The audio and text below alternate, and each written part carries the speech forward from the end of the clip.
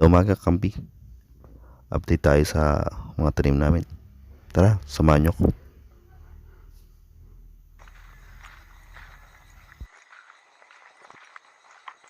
Bali, ito yung binidyo natin na nakaraan na kamuting kahoy. Malaki na siya. Oh, 3 feet na siya.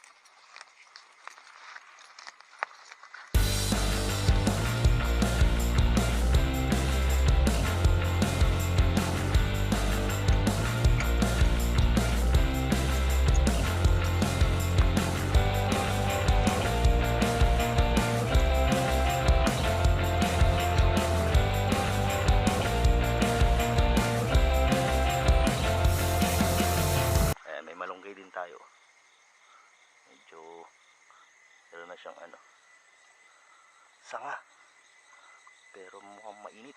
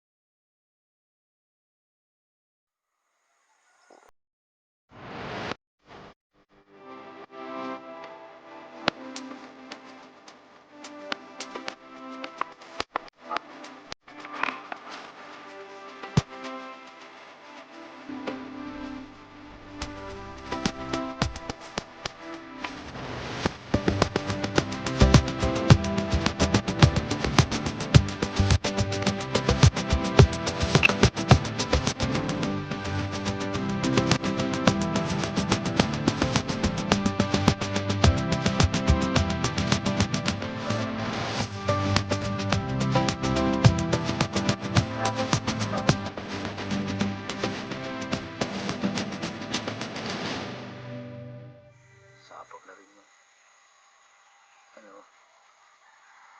palay.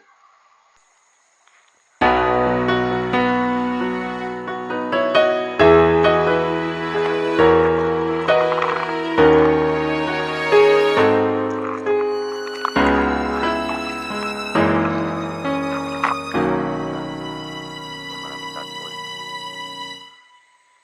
Botete. Dabi-dabi po.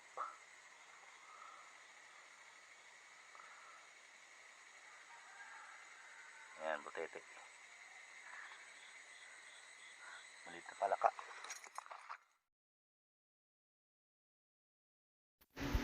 Kampe, ito naman yung bagong dragon fruit. Bali, kung napapansin nyo, yung post namin kahoy din. Kasi mahal ang post na konkreto. Kaya ganyan lang nakakayanan namin. Pero okay naman siya. Kampi yan pala isdaan namin. Malit lang. Mga 200 lang kaya. Medyo may maliliit pa tayong alagang tilapia. Hopefully medyo umulan ng maganda-ganda nang lumalaki ang tubig. Naayos naman siya ng konti. Pero yung yung kahoy na yan para yan taguan ng isda. Kasi may bayawak dito monitor lizard. Medyo kagaw namin siya. Yan kakampi, konting tour lang. Yan. Tabi siya ng rambutan. Pero konti bunga Kinamuti ko konti. Bali ito yung nakuha natin.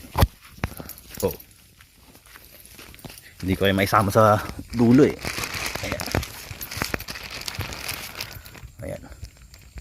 Madami tayo nakuha ngayon prutas. Lansones. Tapos meron din tayong dragon fruit. May ilang citrus. Pomelo. Yan lang kakampi. Pag may tanim talaga, may aanihin. Yan. Sarap ng sikat ng araw. Yan.